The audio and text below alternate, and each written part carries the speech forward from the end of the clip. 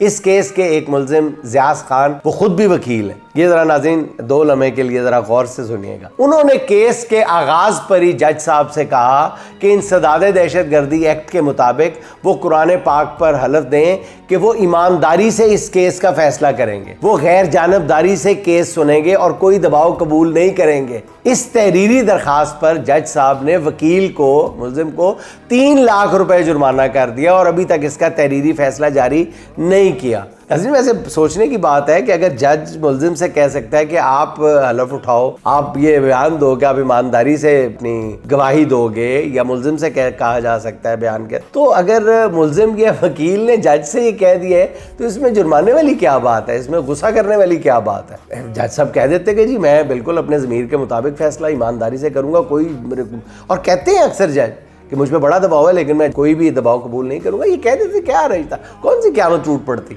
वो जो कैमरे कोने में लगे हुए हैं वो पर बहुत ध्यान है हमारे जजेस का, जो कैमरा ऊपर 24 घंटे ता क़यामत लगा रहना है उसकी तरफ ध्यान नहीं जाता। पता नहीं हमारा क्या हो गया हमें।